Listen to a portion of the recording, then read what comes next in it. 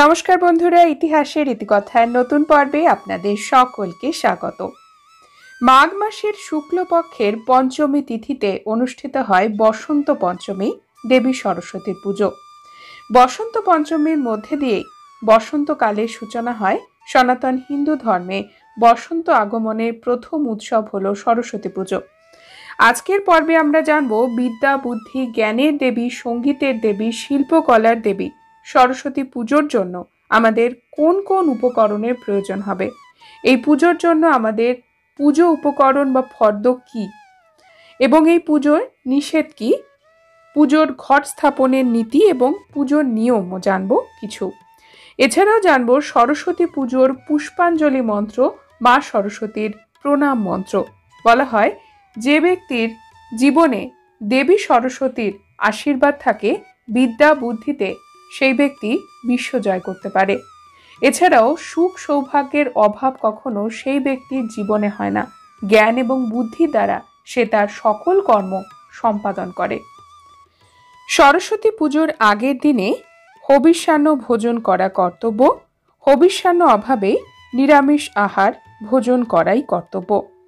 পঞ্চমীর দিনে সকাল সকাল স্নান করে শুচি শুভ্র বসন পরিধান করে উপোস করবেন। পঞ্চমীর শেষে মা সরস্বতীর পুজো এবং পুষ্পাঞ্জলি দিয়েই আহার করবেন। সেই দিনে ফল, চিরা, দুধ, মিষ্টি ইত্যাদি খেয়ে থাকতে হয়। সনাতন হিন্দু ধর্মে সকল দেবদেবীর পুজোতেই ঘট স্থাপন করা হয়।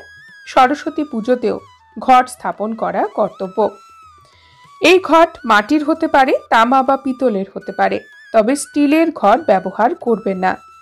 ঘটের পরিষ্কার জল অথবা গঙ্গা জল রাখা হয় এবং তাতে আম্রপল্লব, শশীষ ডাব অথবা কলা দিতে হয় এবং একটি ফুল অবশ্যই দেবেন। ঘটে সিঁদুর দিয়ে মঙ্গল চিহ্ন আঁকবেন। ঘটটি বসানোর আগে ঘটের নিচে ধান দিয়ে উলুধ্বনি দেবেন। সরস্বতী পুজোর প্রধান যে ফল সেটি হলো কুল। তাই বলা হয় পঞ্চমীতে পুজো শেষ হওয়ার আগে কুল খাওয়া নিষিদ্ধ। পুজো শেষ করে অঞ্জলি দিয়ে ফলাহার গ্রহণ করুন এবং সাথে কুল খেতে পারেন। মা সরস্বতীর পুজোর জন্য ফর্দ: সিঁদুর, পুরোহিত বরণ 1, তিল, হরিতকি, পঞ্চগুড়ি, পঞ্চগব্য, পঞ্চশস্য, পঞ্চরত্ন, পঞ্চপল্লব 1, ঘট, বরণডালা, শশীষ ডাব 1, একশরা আতপ চাল, পুষ্পাদি, আশু নাঙ্গরীয় 2, মধুপর্কের বাটি 2, নৈবেদ্য 2, কুচা নৈবেদ্য 1, মা সরস্বতীর শাড়ি, লক্ষ্মী দেবীর শাড়ি 1, চন্দ্রমালা 1, বিল্বপত্রমালা 1, থালা, ঘটি, শঙ্খ, লৌহ 1, আমের মুকুল, জবের শীষ, ফুল, আবির, অভ্র, মশাধার লেখনী, ভোগের দ্রব্য, পান, পানের মশলা, বালি, কাষ্ঠ, খড়কে, গব্যঘৃত, হোমের বিল্বপত্র 28টি, কর্পূর এবং পর্ণপাত্র, দক্ষিণা। এটি হলো সরস্বতী পুজোর দশকর্মার উপকরণ। এখন মা সরস্বতীর প্রণাম মন্ত্র শুনে নেব। নম সরস্বতী মহাভাগে বিদ্যে কমললোচনে বিশ্বরূপে বিশালাক্ষী বিদ্যাং দেহি নমস্তুতে।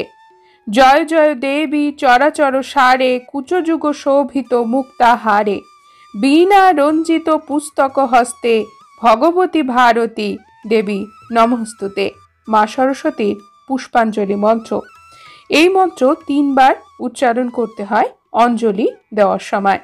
ওম জয় জয় দেবী চরাচর সারে কুচযুগ শোভিত মুক্তাহারে বীণা রঞ্জিত পুস্তক হস্তে ভগবতী ভারতী দেবী নমস্তুতে। নম ভদ্রকাল্যই নম নিত্যং সরস্বত্যই নমো নম বেদ বেদাঙ্গ বেদান্ত বিদ্যাস্থানেভ্য এবচ এষো সচন্দন পুষ্প বিল্ব পত্রাঞ্জলি সরস্বত্যই নম। বন্ধুরা, আজকের পর্ব এই পর্যন্তই। পরবর্তী পর্বে নতুন একটি বিষয় নিয়ে আপনাদের সঙ্গে কথা হবে। ততক্ষণ সকলে সুস্থ থাকুন, ভালো থাকুন। আর পুরো ভিডিওটি দেখার জন্য আপনাদের অসংখ্য অসংখ্য ধন্যবাদ।